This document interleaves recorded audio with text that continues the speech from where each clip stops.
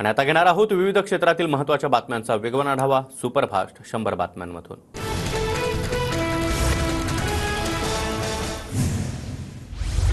शरद पवार आज मुख्यमंत्री एकनाथ शिंदे यांची भेट घेण्याची शक्यता। मराठा आरक्षण आणि राज्यातील विविध विषयांवर चर्चा होण्याचा अंदाज। दुपारी 3 वाजता भेट होण्याची शक्यता। भारताच्या राजकारणामध्ये भ्रष्टाचाराचे सर्वात मोठे सरदार शरद पवार। भ्रष्टाचाराला संस्थात्मक करण्याचं काम पवारांनी केलं। पुण्यातून अमित शहांचा जोरदार हल्लाबोल। भ्रष्टाचाराचे आरोप झालेले डर्टी डझन शहांसोबत भाजपमध्ये। गृहमंत्री शहांनी माहितीच्या आधारावरच आरोप करावे। पवारांवरील आरोपानंतर सुप्रिया सुळे आणि जयंत पाटलांचं शहांना प्रत्युत्तर। मोदी सरकारनेच पवारांना पद्मविभूषणनं सन्मानित केलं होतं। अमित शहांनी केलेल्या आरोपांवरून सुप्रिया सुळेंचा टोला। सत्तेत अनेक वर्षांपासून असणाऱ्यांनी आरोप करताना स्वतःकडे पाहावं। सरकारच्या 2 वर्षाच्या कारकिर्दीमध्ये भ्रष्टाचार नाही, छातीठोकपणे सांगतो। मुख्यमंत्री शिंदेंचं महाविकास आघाडीला प्रत्युत्तर। देशात आणि महाराष्ट्रामध्ये भ्रष्टाचारी कोण सर्वांनाच माहिती। आमच्या 25 नेत्यांवर भाजपनं भ्रष्टाचाराचे आरोप केले आणि भाजपात गेल्यावर 25 पैकी 23 जणांच्या चौकशा थांबल्या। जयंत पाटलांचा अमित शहांना टोला। काहीतरी तथ्य असल्याशिवाय अमित शहा बोलणार नाहीत। शहांनी पवारांवर केलेल्या आरोपांवर मंत्री धनंजय मुंडे यांची प्रतिक्रिया। भ्रष्टाचारांच्या बाजूला बसून शहा पवारांवर बोलले। पवारांनी उभ्या केलेल्या बालेवाडीच्या क्रीडा नगरीमधूनच शहांचं भाषण। अमित देशमुखांचं अमित शहांना प्रत्युत्तर। आजपासून संसदेचं अर्थसंकल्पीय अधिवेशन। उद्या अर्थमंत्री निर्मला सीतारामन केंद्रीय अर्थसंकल्प सादर करणार।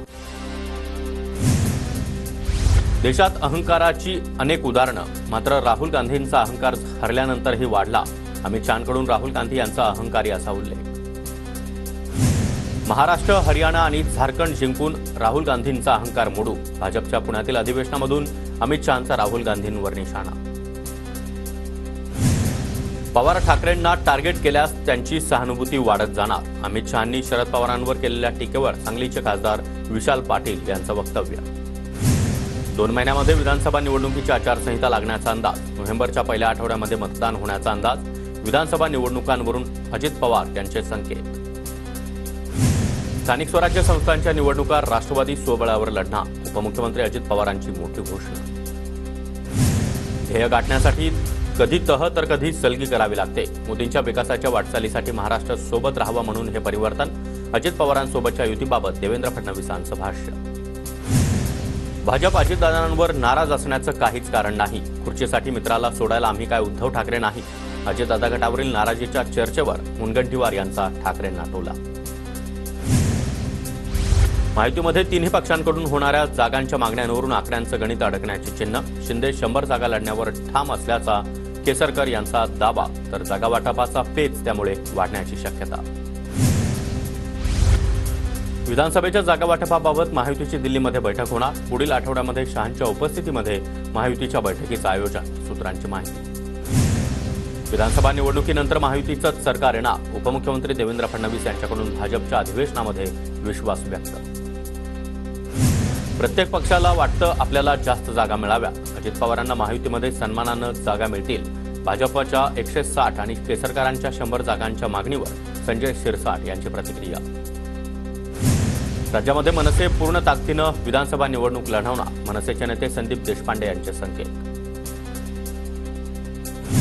महिन्याभरामध्ये महाविकास आघाडीचा जागा वाटपाचा फॉर्म्युला ठरेल। ऑगस्टपर्यंत जागा वाटप पूर्ण होईल, तर सप्टेंबरपर्यंत उमेदवार देऊ, नाना पटोले यांची माहिती। राज्यामध्ये आपल्याला महाविकास आघाडीचं सरकार आणायचंय। जिथे राष्ट्रवादी नसेल तिथे काँग्रेस आणि ठाकरे गटाचं काम करा। जयंत पाटील यांच्या कार्यकर्त्यांना सूचना। विधानसभेमध्ये किती जागा येणार हे आता सांगणं कठीण। चांगला प्रयत्न केल्यास 172 जागा निवडून येतील। जयंत पाटील यांच्याकडून महाविकास आघाडीबाबत विश्वास व्यक्त। अमित शहांच्या दौऱ्यानंतर विधानसभेसाठी भाजपचा मेगा प्लॅन ठरला। भाजपचे प्रभारी आणि सहप्रभारी राज्यभर दौरा करणार। प्रत्येक विधानसभेमध्ये पूर्णवेळ विस्तारक म्हणून नेमणुका केल्या जाणार। भाजपचे महाराष्ट्र प्रभारी भूपेंद्र यादव आणि सहप्रभारी अश्विनी वैष्णव प्रत्येक विधानसभा क्षेत्रात लक्ष देणार। जिल्हाध्यक्ष आणि युवा कार्यकर्त्यांकडे देखील विशेष जबाबदारी। उपमुख्यमंत्री देवेंद्र फडणवीस आणि उपमुख्यमंत्री अजित पवारांचा आज वाढदिवस। राज्यभरातील कार्यकर्त्यांकडून आज विविध कार्यक्रमांचं आयोजन। ठाकरे गटाचे सचिव मिलिंद नार्वेकर यांच्याकडून दोन्ही उपमुख्यमंत्र्यांना वाढदिवसाच्या शुभेच्छा। देवेंद्र फडणवीस आणि अजित पवार यांचा आज वाढदिवस। काँग्रेस आमदार हिरामण खोसकर यांनी घेतली मुख्यमंत्री शिंदे यांची भेट। मतदारसंघातील कामानिमित्त भेटल्याची खोसकर यांची माहिती। तर काँग्रेसमध्येच राहणार, कुठेही जाणार नसल्याचं खोसकर यांचं वक्तव्य। वादग्रस्त आयएएस अधिकारी पूजा खेडकरच्या पुण्यातील घरासमोरील अनधिकृत बांधकाम हटवलं। पालिकेच्या नोटिसीनंतर सिमेंट काँक्रीटचा कठडा खेडकर कुटुंबियांनी हटवला। मराठा समाजातील गरीब मराठ्यांना आरक्षण मिळालं पाहिजे ही भाजपची भूमिका। उपमुख्यमंत्री देवेंद्र फडणवीसांचं भाजपच्या अधिवेशनामध्ये वक्तव्य। मराठा समाजाला ओबीसीमधून आरक्षण देण्यासाठी होकार आहे का? महाविकास आघाडीनं भूमिका स्पष्ट करावी। देवेंद्र फडणवीसांचा शरद पवार, उद्धव ठाकरे आणि नाना पटोलेंना थेट सवाल। उद्धव ठाकरे यांच्यामुळे मराठा आरक्षण गेलं। उद्धव ठाकरे हेच मराठा आरक्षणाचे मारेकरी। भाजपच्या अधिवेशनामधून चंद्रशेखर बावनकुळेंचा हल्लाबोल। मुलीच्या डोळ्यातील पाण्याला भंपकपणा म्हणता का? प्रवीण दरेकर मराठा समाजाचा अपमान करत आहेत। मनोज जरांगेंचा हल्लाबोल। प्रसिद्धीसाठी जरांगे फडणवीसांना टार्गेट करताय, त्यांच्या विरोधामध्ये आम्ही अभियान उघडू। जरांगे आणि प्रवीण दरेकरांमध्ये शाब्दिक वार रंगल्यानंतर दरेकर यांचं आव्हान। मनोज जरांगे कुणाला पाडणार, कुणाला निवडून आणणार याचंच प्लॅनिंग करतात। मनोज जरांगे यांनी राजकीय भूमिका घ्यावी। भाजप आमदार प्रवीण दरेकर यांची प्रतिक्रिया। देवेंद्र फडणवीसांनी पहिल्यांदा आरक्षण दिलं आणि टिकवलं, कोणत्याही मराठा नेत्यानं दिलं नाही। त्यामुळे जरांगे यांनी फडणवीसांना टार्गेट करू नये। सदाभाऊ खोत यांचं जरांगेंना आवाहन।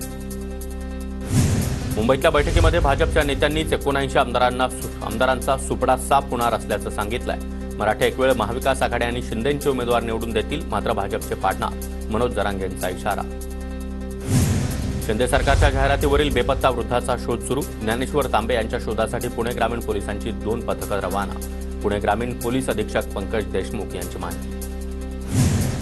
विधानसभेच्या निवडणुकीसंदर्भात माढा मतदारसंघाचा शरद पवार यांनी आढावा घेतला। शरद पवार गटाचे नेते संजय पाटील घाटणेकर आणि पवारांमध्ये 1 तास पुण्यामध्ये बैठक।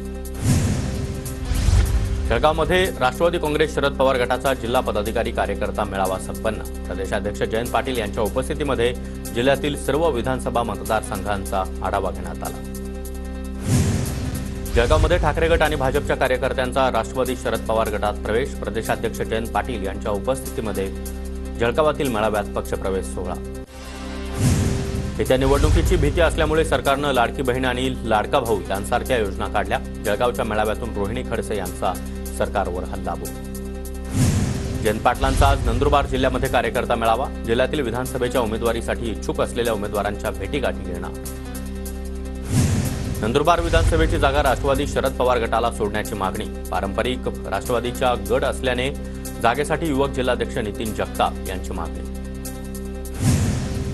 रायगड आणि रत्नागिरीला आज ऑरेंज अलर्ट, तर मुंबई, पालघर, ठाण्यासह पुणे, सातारा, कोल्हापूर आणि सिंधुदुर्ग जिल्ह्याला हवामान विभागाकडून येलो अलर्ट जारी।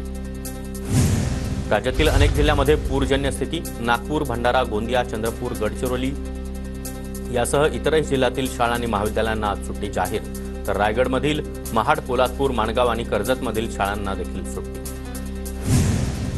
राज्यभरामध्ये गेल्या काही दिवसांपासून पावसाचा धुमाकूळ। आतापर्यंत पावसामुळे 271 लोकांचे बळी, तर 330 जनावरं दगावली। नागपूरमध्ये शनिवारी झालेल्या अतिवृष्टीमुळे 2 जणांचा मृत्यू, तर 1 जण बेपत्ता। भरतवाडा, पुनापूर आणि सोमलवाडा इथं पोलिसांकडून शोध सुरू। मुंबईसह किनारपट्टीकडे पावसाचा जोर काहीसा कमी होण्याचा अंदाज। मुंबईसह ठाणे आणि पालघरमध्ये पावसाची तीव्रता कमी होण्याची शक्यता। कोकण, घाटमाथा आणि विदर्भामध्ये आज जोरदार पावसाचा इशारा, तर उर्वरित राज्यांमध्ये हलक्या सरी कोसळतील, हवामान खात्याची माहिती। रत्नागिरी जिल्ह्यासाठी पावसाचा आज ऑरेंज अलर्ट। जिल्ह्यातील काजळी, जगबुडी, गोदावरी आणि मुचकुंदी नदीनं धोक्याची पातळी ओलांडली। आज दिवसभर पावसाचा जोर कायम राहणार। बीडच्या परळीमध्ये 2 दिवसांपासून पावसाची संततधार सुरू, मात्र परळी तालुक्याला दमदार पावसाची अद्यापही प्रतीक्षा। शहराला पाणीपुरवठा करणाऱ्या धरणामध्ये आवश्यक तेवढा पाणीपुरवठा नाही।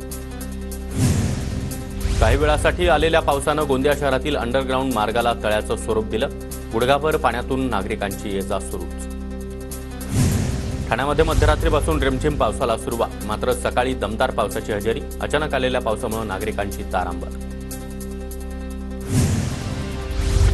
कल्याण डोंबिवलीमध्ये मुसळधार पावसाला सुरुवात. पहाटेपासूनच पावसाचा जोर वाढला. सखल भागामध्ये पाणी साचायला सुरुवात. पावसामुळे कामाला जाणाऱ्या आणि विद्यार्थ्यांची चांगलीच तारांबळ. मुंबईमध्ये आजही काही भागात पाऊस. सकाळपासूनच सायनमध्ये रिमझिम पाऊस सुरू. वाहतुकीवर परिणाम नाही. सातारामध्ये पाटण कोयनानगरच्या दत्तधाम ओढ्याजवळ भाविकांनं पार केलेली कार बाहेर काढण्यामध्ये यश. ओढ्याच्या पाणी पातळीमध्ये वाढ झाल्यानं पाण्यात अडकली होती कार. रत्नागिरीतील काजळी नदीनं अजूनही इशारा पातळीच गाठलेली. सोमेश्वर मोहल्ला परिसरामध्ये घरांना पाण्याचा वेढा. सोमेश्वर मोहल्ला परिसरामध्ये गुडघाभर पाणी. गेल्या 12 तासापासून सोमेश्वर मोहल्ला पाण्याखाली. पंचगंगा नदीजवळच्या शिवाजी पूल ते गंगावेशकडे जाणारा रस्ता वाहतुकीसाठी बंद केला. पंचगंगा नदीचं पाणी रस्त्यावर आल्यानं प्रशासनाकडून खबरदारी. मुंबई गोवा महामार्गावरील परशुराम घाटाला पावसाचा फटका. दगड आणि माती रस्त्यावर. डोंगरावरून मोठ्या प्रमाणामध्ये पाणी. संरक्षक भिंत नसल्यानं वाहतुकीला अडथळा. सांगली जिल्ह्यातील शिराळा वाळवा तालुक्यामध्ये मुसळधार पाऊस. रेठरे धरण तलावाच्या बाहेर असणारा धबधबा ओसंडून वाहतोय. ठाणे जिल्ह्यातल्या मुरबाडमधील माळशेज घाटामध्ये पर्यटकांसाठी बंदीचे आदेश. मात्र स्थानिक प्रशासनाचं दुर्लक्ष होत असल्यानं घाटातील सुरक्षा रामभरोसे. पर्यटकांची हुल्लडबाजी पाहायला मिळते. सीए परीक्षेचं वेळापत्रक जाहीर. सीए फायनल ग्रुप 1 आणि ग्रुप 2च्या परीक्षा नोव्हेंबरच्या पहिल्या आणि दुसऱ्या आठवड्यात होणार. कोकण रेल्वेची प्रतीक्षा यादी 8 मिनिटांमध्ये 750 वर. गणेशोत्सवासाठी गाड्या हाऊसफुल झाल्याची माहिती. मुंबईतील कुलाबा ते सिब्ज मेट्रो 3च्या मार्गाचं काम वेगानं सुरू. गिरगाव आणि काळबादेवी भुयारी मेट्रो स्थानकांचं काम सुमारे 80% पूर्ण. संपूर्ण मेट्रो 3 मार्ग डिसेंबर 2024 पासून सुरू होण्याची शक्यता. सिडकोच्या तळोजा आणि द्रोणागिरीमधील घरांची सोडत. 3,322 नागरिकांना मुंबईमध्ये हक्काचं घर मिळणार. धारावीतील प्रकल्प बाधितांसाठी मुलुंडमध्ये जमीन देण्यास विरोध. 28 जुलैला मुलुंडकरांचं इमारत प्रकल्पाला विरोध करण्यासाठी आंदोलन. कालबाह्य डब्यांमधून रेल्वे प्रवाशांची सुटका. पुण्यातून सुटणाऱ्या 6 गाड्यांना LHB आधुनिक डबे जोडण्यात येणार. नोव्हेंबरपासून डबे जोडण्याचा रेल्वे मंत्रालयाचा निर्णय. पुण्याच्या आंबेगाव तालुक्याच्या पश्चिम आदिवासी भागातील विद्यार्थ्यांनी घेतला प्रत्यक्ष शेतीकामांचा अनुभव. निगडाळे इथल्या भात लागवडीसह घेतला बैलजोडीचा कुळव हाकण्याचा आनंद. धुळे जिल्ह्यामध्ये 1.5 महिन्यामध्ये झालेल्या पावसामुळे पाणीसाठा 16%वर. अद्यापही मोठ्या पावसाची प्रतीक्षा. धुळे महापालिकेकडून हद्दीतील धोकादायक इमारतींना पुन्हा एकदा नोटीस. धुळे महापालिकेच्या हद्दीमध्ये सुमारे 150 धोकादायक इमारती असल्याची माहिती.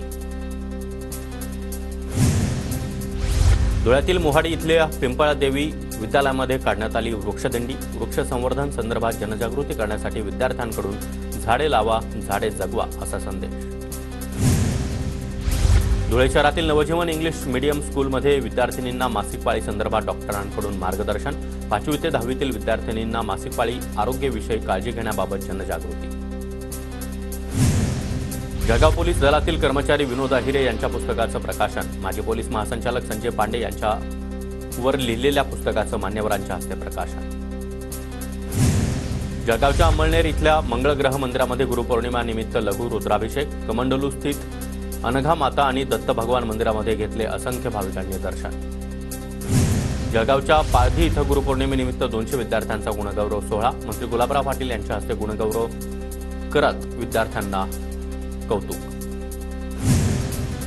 नंदुरबार जिल्ह्यामध्ये अनुसूचित जमातीमधील 268 शिक्षकांची पदे रिक्त असलेल्या पदांवर कंत्राटी पद्धतीनं भरती होणार. नंदुरबार जिल्ह्यामध्ये 1 लाखापेक्षा अधिक क्षेत्रावर कापसाची लागवड. खरीप हंगामामध्ये सर्वाधिक 2,85,000 हेक्टर क्षेत्रावर कापूस लागवड. नंदुरबार जिल्ह्यामध्ये पुन्हा एकदा लसूण महागला. मागील महिन्यामध्ये 300 रुपये किलोनं विक्री होणारा लसूण सध्या 400 ते 500 रुपये प्रति किलोवर. परभणीमध्ये पर्यावरण रक्षणासाठी ठाकरे गटाकडून शहरभर वृक्ष वाटप. ठाकरे गटाकडून शहरातील प्रत्येक प्रभागासाठी राबवली जाते घर तेथे वृक्ष योजना.